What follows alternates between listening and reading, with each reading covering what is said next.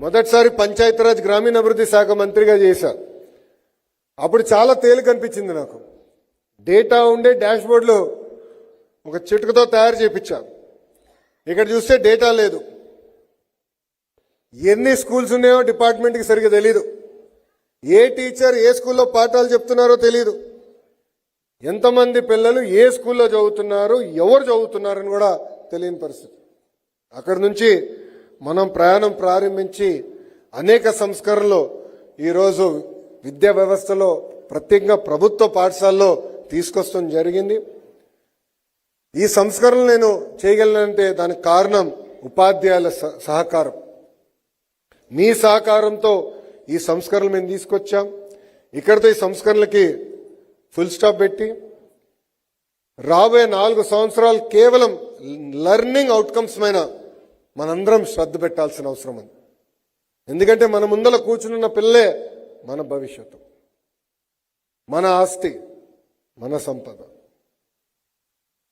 అందుకే ఉపాధ్యాయులందరూ కూడా కోరేది లెర్నింగ్ అవుట్కమ్స్ పైన ఎక్కువ శ్రద్ధ పెడదాం. నాన్ టీచింగ్ యాక్టివిటీస్ అన్నీ కర్టైల్ చేయాలని నేను ఇప్పటికీ డిపార్ట్మెంట్కి ఆదేశాలు జారీ చేశా. ఇది ఎందుకు చెప్తున్నానంటే ఈ మధ్యన ఏసర్ రిపోర్ట్ కూడా చదివా. ఏసర్ రిపోర్ట్లో చూస్తే దక్షిణ భారతదేశం మొత్తం లెర్నింగ్ అవుట్కమ్స్లో యావరేజ్ కన్నా తక్కువగా పడుతుంది. లెర్నింగ్ అవుట్కమ్స్లో నార్త్ ఇండియా మనకన్నా స్పీడ్గా వెళ్తుంది. అంటే మనం నేర్చుకోవాల్సిన చాలా అవసరం, మార్పులు తీసుకురావాల్సిన అవసరం చాలా ఉంది. అందుకే ఉపాధ్యాయుల పైన కూడా పవిత్రమైన బాధ్యత ఉందని ఈ సభాముఖంగా నేను తెలుపుకుంటూ, ఉపాధ్యాయులందరికీ తెలుసు ప్రజాప్రభుత్వం ఏర్పడిన తర్వాత డిఎస్సి నిర్వహించాం. కొత్త టీచర్లు ఇప్పుడు నియామకం జరుగుతుంది. ఈ నెలాఖరు ఫస్ట్ వీక్ ఆఫ్ సెప్టెంబర్ వాళ్ళందరూ విధుల్లోకి వస్తారు ట్రైనింగ్ అయిన తర్వాత. అంతేకాకుండా మెగా పేరెంట్ టీచర్ మీటింగ్ కూడా పెట్టాం. పిల్లల్ని వాళ్ళ తల్లిదండ్రుల్ని ఉపాధ్యాయుల్ని అనుసంధానం చేసి మెరుగైన లెర్నింగ్ అవుట్కమ్స్ ఎలా అందించాలి దానిపైన కూడా ఈ సంవత్సరం ఫస్ట్ పేరెంట్ టీచర్ మీటింగ్ పెట్టుకున్నాం. మళ్ళీ డిసెంబర్లో 2వది కూడా పెట్టుకోబోతున్నాం. అంతేకాకుండా మీరు చూస్తే పిల్లలకి ఇచ్చే పుస్తకాలు ఎక్కడ కానీ ఎడ్యుకేషన్ మంత్రి గారి ఫోటో కానీ గౌరవ ముఖ్యమంత్రి గారి ఫోటో కూడా లేని పరిస్థితి. ఎక్కడ రాజకీయ నాయకులు ఫోటోలు లేవు, వాళ్ళ పేర్లు కూడా లేవు.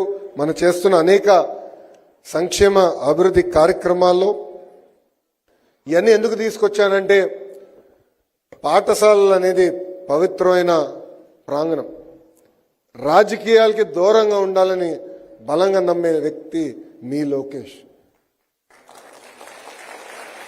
కొంతమందికి కొన్ని రాజకీయ పార్టీలకి ఇది నచ్చపోవచ్చు, కానీ నేను కూడా వాళ్ళని కోరేది ఒక విషయం ఉంది. మీకు ఎలాంటి సమస్య ఉన్నా వినేదానికి మీ ప్రభుత్వం ఉంది, మీ సమస్యలు పరిష్కరించేదానికి మీ ప్రభుత్వం ఉంది. రండి, కలవండి, మన సమస్యలు మనమే పరిష్కరించుకుని మెరుగైన విద్యా వ్యవస్థని మనం రూపొందించుకుందామని ఈ సభాముఖంగా వాళ్ళందరికీ పిలిపిస్తూ, ఇక్కడున్న పిల్లలందరినీ నేను చివరి కోరేది ఒకటే, బాగా చదవండి. The world is yours. మనకి వేరే స్టోరీస్ అన్నీ అవసరంలా. ఇక్కడ మోహన్ రెడ్డి గారిని చూస్తేనే ఒక లైవ్ ఎగ్జాంపుల్. మోహన్ రెడ్డి గారు ఒక పోలీస్ ఆఫీసర్ కొడుకు. ఒక పోలీస్ ఆఫీసర్ కొడుకుగా ఉన్న మోహన్ రెడ్డి గారు అద్భుతంగా చదివి ఒక కంపెనీని స్థాపించి 16,000 మందికి ఉద్యోగాలు కల్పించగలుగుతున్నారంటే ఆ విజన్, ఆ క్లారిటీ మనందరిలో ఉంది. మనందరం కూడా సాధించగలుగుతామని ఇక్కడున్న పిల్లలందరూ నేను తెలుపుకుంటూ, మిమ్మల్ని నేను చూసినప్పుడు రాబోయే రోజుల్లో సైంటిస్ట్గా, ఒక ఇంజనీర్గా, ఒక డాక్టర్గా, ఒక ఐఏఎస్ ఆఫీసర్గా, ఐపీఎస్ ఆఫీసర్గా, కొంతమంది అన్న రాజకీయ నాయకులుగా, మిగిలిన వాళ్ళందరూ మోహన్ రెడ్డి గారి లాగా అద్భుతమైన ఆంటర్‌ప్రెన్యూర్స్ అయ్యి దేశానికి మెరుగైన సేవ చేయాలని ఈ సభాముఖంగా నేను మిమ్మల్ని అందరినీ కోరుకుంటూ, తప్పనిసరిగా ఇంటికి వెళ్ళిన తర్వాత తల్లిదండ్రులతో మాట్లాడండి, చర్చించండి. ఇక్కడున్న కొంతమంది అన్న రాజకీయాల్లోకి రావాలని నేను బలంగా కోరుకుంటున్నా. ఎందుకంటే బాగా చదువుకున్నోళ్ళు సమాజంలో ఏ మార్పు అయితే మీరు ఆశిస్తున్నారో ఆ మార్పు సాధించేదానికి అహర్నిశలు కష్టపడేదానికి మనసున్న వాళ్ళు తప్పనిసరిగా రాజకీయాల్లోకి రావాలని కూడా ఈ సభాముఖం మీ అందరూ తెలుపుకుంటూ, చాలా క్రూషియల్ ఏజ్లో ఉన్నారు, బాగా చదవండి. తల్లిదండ్రుల్ని వాళ్ళిద్దరూ తల్లి కానీ తండ్రి కూడా గర్వపడే విధంగా చదివి మంచి మార్కులు సాధించి జీవితంలో ఎప్పుడు ఉపాధ్యాయుల్ని మర్చిపోదండి.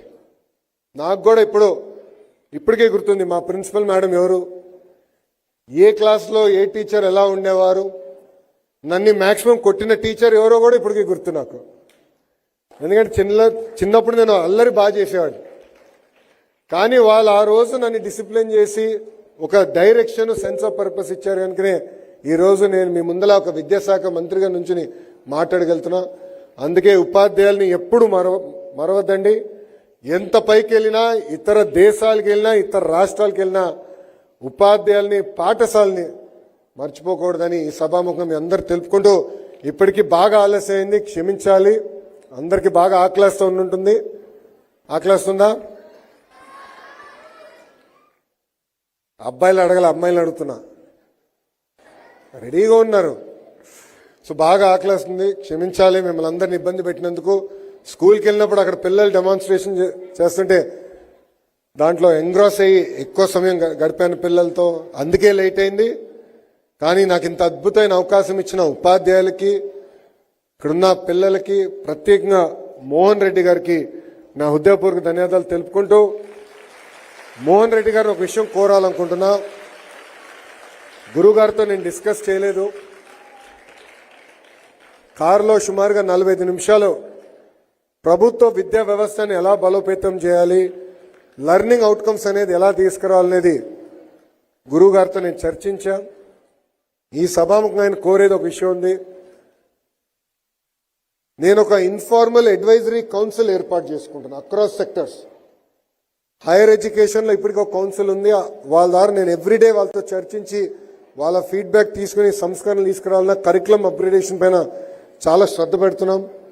స్కూల్ ఎడ్యుకేషన్ అంటే కేజీ నుంచి 12th గ్రేడ్ వరకు కూడా అనేక సంస్కరణలు తీసుకురావాలని మీతో నేను చర్చిస్తాం జరిగింది. మీరు అనుమతిస్తే ఇట్లా ఒక అడ్వైజరీ కౌన్సిల్ ఏర్పాటు చేసి దానికి మీరు చైర్గా ఉంటే as an invitees we will all come.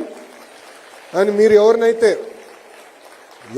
మీరు నియమిస్తారో, అంటే మంచోళ్ళు, ఎవరికైతే అనుభవం ఉంది, మంచి ఇన్పుట్ ఇవ్వగలుగుతారో, విద్యా వ్యవస్థను ఎలా బలోపేతం చేయగలుగుతారో అనుకుంటారో వాళ్ళని మీరు నియమిస్తే వాళ్ళని ప్రత్యేకంగా ఆహ్వానించి ఒక 5-member team to bring about reforms not only in government, even in the private sector, to create better future for our children.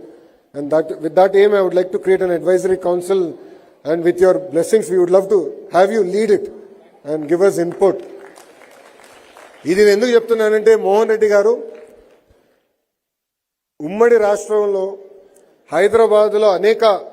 Hyderabad చుట్టూలో ఉన్న అనేక పాఠశాల, ప్రభుత్వ పాఠశాలని సైంట్ కంపెనీ ద్వారా దత్తకు తీసుకుని ఈరోజు మీరు అక్కడ వస్తున్న రిజల్ట్స్ చూస్తే, అంటే టాపర్స్, ఇది కాంపిటేటివ్ ఎగ్జామినేషన్ టాపర్స్ చూస్తుంటే నాకున్న సమాచారం మేరకు సుమారుగా I think 60% of the toppers are coming from the schools that you have adopted.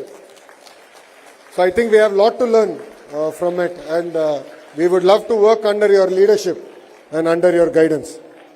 With this, I'd like to thank all of you. Thank you one and all. చివరగా మన పహల్గాం దాడి చూసాం.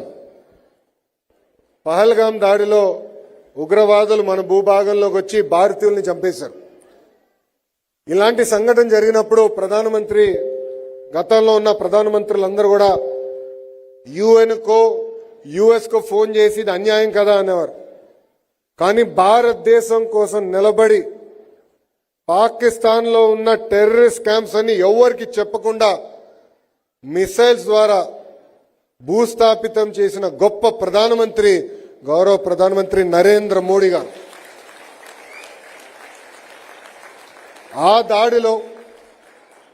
ఆ దాడితో పాటు తర్వాత జరిగిన కొన్ని పరిణామాల్లో మనం కొంతమంది సైనికుల్ని కోల్పోయాం. దాంట్లో మురళీ నాయక్ అని ఆంధ్ర రాష్ట్రానికి చెందిన సైనికుడిని మనం కోల్పోయాం. వాళ్ళ తల్లిదండ్రులను కలిసా. వాళ్ళ తల్లిదండ్రులకు ఒకే బిడ్డ మురళీ నాయక్. వాళ్ళందరూ చెప్పారు, మురళి నువ్వు జవాన్కి వెళ్ళి రేపు నీకేమైనా అవుతే మా భవిష్యత్ ఏమవుతుందంటే అతను ఒకటే చెప్పారు, నాకేమైనా అవుతే మొత్తం భారతదేశం మీకు అండగా నిలబడుతుందని చెప్తాను జరిగింది. మురళీ నాయక్ లాంటి జవాన్లు దేశం రక్షణ కోసం బార్డర్లో నిలబడుతున్నారు కనుక ఈరోజు మనం ఇలాంటి సమావేశం ఏర్పాటు చేయగలుగుతున్నాం. అందుకే మనం విశాఖపట్నంలో ఉన్నాం. ఈస్టర్న్ నేవల్ కమాండ్ ఇక్కడనే ఉంది. నేవీ ఆఫీసర్ కానీ జవాన్ ఎప్పుడు కంపడినా మనం పక్కకు నుంచుని వాళ్ళకి దారిచ్చి సెల్యూట్ కొట్టి జై హింద్ అని చెప్పాలని ఇక్కడున్న పిల్లలందరినీ నేను మనస్ఫూర్తిగా కోరుకుంటూ, నాకు ఇంత అద్భుతమైన అవకాశం ఇచ్చిన మీ అందరికీ పేరు పేరున నా హృదయపూర్వక ధన్యవాదాలు తెలుపుకుంటూ నేను సెలవు తీసుకుంటున్నా. జై హింద్, జై హింద్, వందే వందే. అందరికీ నమస్కారం. థ్యాంక్ యూ అమ్మా.